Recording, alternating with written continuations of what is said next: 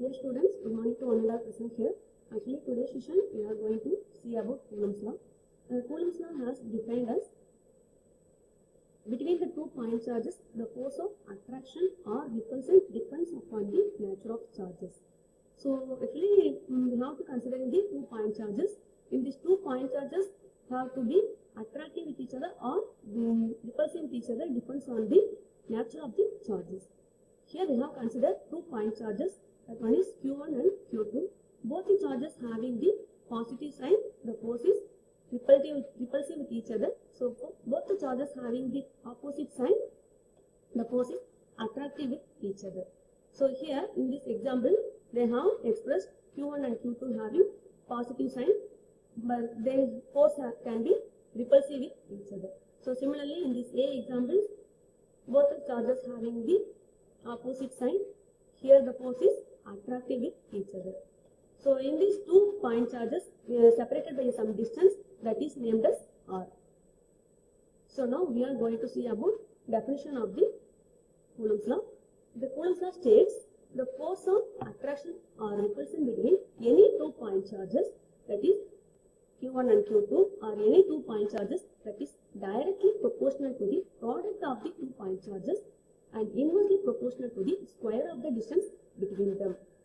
That means F is directly proportional to the product of Q1 and Q2 and inversely proportional to the R square distance between them. So now we can express in the expression. So Coulomb's law shows that F is proportional to Q1 and Q2 and F is proportional to 1 by R square. Here we have to combine both the equation. Finally we are getting the Coulomb's law. F is proportional to Q1 into Q2 by R square. In this expression we are having the proportionality. So now we have to cancelling the proportionality, we need to introduce a constant, that is K. So here K is fully depends on the electric field strength. So K can be written as 1 by 4 pi epsilon naught. So fully depends on the electric field. Here epsilon is the permittivity. Here we have mentioned epsilon naught. So the epsilon naught means permittivity of the free space. So here epsilon naught is the constant value. That constant value, that is a predefined constant value. That is, that value is epsilon naught is equal to 8.854 into 10 to the power minus 12, or we can write 1 by 36 pi into 10 to the power minus 9. The unit of the permittivity is farad per meter. Now we have to substitute all those values into our final Coulomb's law equations. The Coulomb's law states F is equal to K into Q1 Q2 by R square. Here K is 1 by 4 pi epsilon naught. In this epsilon naught, we need to substitute 8.834 into 10 to the power minus 12. Next one is how we can define the force is attractive or repulsive with each other. Depends on the point charges. That is, we have considered 2 point charges, Q1 and Q2. Both the charges having the same sign, that is attractive with each other. The force is attractive with each other, depends on the point charges. Here we have considered both the charges having the positive sign. So the force is repulsive with each other. So depends on the sign of charges, the force is attractive with each other or repulsive with each other. Now defining the Coulomb's law, we have to consider the 2 limitations. The charges to be considered are point charges. The first one is all the charges has to be considered as point charges. Next one is they should be stationary with each other. They should be stationary with each other. Okay, this is the basic definition of Coulomb's law and their derivation. Now we are entering into the Coulomb's law in vector form. So now we have to express this Coulomb's law in the vector form. So vector means quantity that is characterized by a magnitude and its direction. We have already noted down direction only. We have to note it down only magnitude values. Now we have expressed with the direction also. So here in this figure, we are having Q1 and Q2, both the charges having the positive sign. So we know about that the force is repulsive with each other. The direction goes outwards. So now the point charges having Q1 and Q2. From here we are having one distance. That distance is named as R12. So in this R12 is the unit vector. We have to put it down. This is a unit vector. Normally unit vector is the R12, the cap. The cap means vector direction, unit vector. So now the force is written in the format of vector form. So force is depends on two sides. So F21 can be written as R12 unit vector, R12 of unit vector, and similarly F12 means we can interchange the values, then we are getting the R21 unit vector. So here both are not same, so we have to mark it as minus sign between them. So R12 is equal to minus of R21. Finally we can write the forces also. F21 is equal to minus F12 vector. Next one is Coulomb's law can be written in the form of superposition form. So superposition means one charge is causing a force. That means F, the capital F. First one is the full charge. That here we have considered more than one charge is causing a force on object 1 is equal to the sum of all the individual forces acting on 1.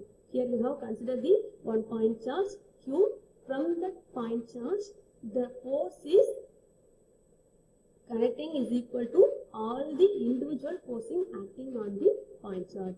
So our net force of Q is equal to F is equal to F1 plus F2 plus F3. So we can, these derivations can be used to find out our problems. So now we will know about the applications of Coulomb's law. The Coulomb's law mainly used to find the electric field. So the electric field definition is equal to the ratio of force to the charge, test charge. So now we can express E is equal to F by Q. Here we know about the unit of force is equal to Newton and charge is named as coulombs. So here E is equal to Newton per coulomb. But one disadvantage is also available. We cannot apply for the big planets. So only applicable in the laboratory purpose and normal usage, but we cannot apply for the big planets. Next one. Now we are going to see about the problems in Coulomb's law. So here already we know about the Coulomb's law equation. So Coulomb's law final equation is equal to F is equal to 1 by 4 pi epsilon naught into Q1 Q2 by R square. In the vector form we have also defined with unit vectors. So in this equation, in this Coulomb's law can be expressed in the form of vector form. So now we are entering into the problems. In the examples they have given a charge Q1 is equal to 3 into 10 to the power minus 4 coulomb at the points M of 1, 2, 3 and a charge of Q2 is equal to minus 10 to the power minus 4 coulomb at the point of N of 2, 0, 5 are located in a volume. Now we need to find out, determine the force exerted on Q2 by Q1. So our main aim is to find out the force. So in the vector form they have given the points also, in the charges values they have given. So first of all we need to find the distance between the 2 points. So R2 can be considered as 2, 0, 5 and R1 can be considered as 1, 2, 3. So in these values we need to write in the vector algebraic equation, then we need to take the difference between the two values. So first one, R2 can be expressed as 2 into AX vector plus 0 into AY vector plus 5 into AZ vector. Next, similarly in this R1 can be written as 1 into AX vector plus 2 into AY vector plus 3 into AZ vector.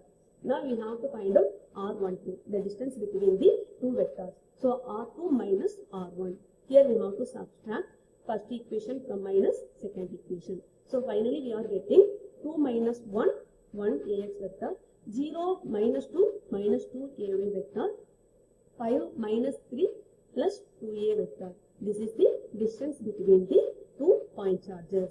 So next one we need to find out unit vector. So unit vector is the ratio of the distance between the vector to the magnitude of the distance between the vector. That means we have already find out the distance between the vector 1AX minus 2AY plus 2AZ. Here we need to find out the magnitude of the vector. So magnitude means we know about that. We have to take inside of the root we have to take consider only in the scalars. So From that values, we are having the scalar values 1, minus 2, plus 2. So now we have to take inside the square root, root of 1 square plus minus 2 square plus 2 square. So finally we are getting root of 1 plus 4 plus 4. So in this root we are having root 9. Now we have to calculate 3. Taking the root, cancelling the root, we are getting 3. 3 squared is equal to root of 3 squared. So root and square can be cancelled. Finally we are getting the values 3. This is the unit vector value. So now we have to substitute these values into our main force equation. So our force is equal to F is equal to, already we know about that, F is equal to 1 by 4 pi epsilon naught into Q1 Q2 by R12 square into unit vector. So here Q1 is equal to 3 into 10 to the power minus 4 and Q2 is equal to minus 10 to the power minus 4. So then we can write epsilon naught 4 pi into epsilon naught. The 4 pi already constant values and epsilon naught we know about that 8.854 into 10 to the power minus 12. Here R12 is equal to magnitude of R12. So R12 squared is equal to 3 square. Then we can write the unit vector values. So substitute all the values and using the calculator we can easily simplify those values, then multiply with the algebraic equation. So finally we are getting the force value F is equal to F2 is equal to minus of 10 AX plus 20 AY minus 20 AZ. The unit of force is Newton. Next, the force F1 and F2 both having the opposite sign. So both are attractive to each other. So F1 can be written as, instead of this F2, we have to insert minus sign in front of that. So finally we are getting 10 AX minus 20 AY plus 20 AZ. This is our force equation derived from the Coulomb's law. So I think all are familiar with that. So now we have to once again recalling the problem. If they have given values of Q1 and Q2 and they have given the point charges, these are the, we have to calculate for distance between the values.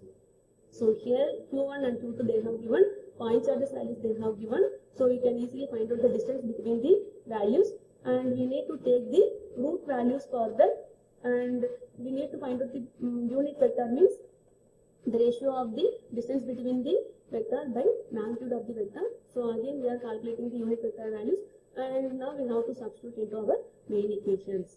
That's all. Thank you, Anada. Thank you.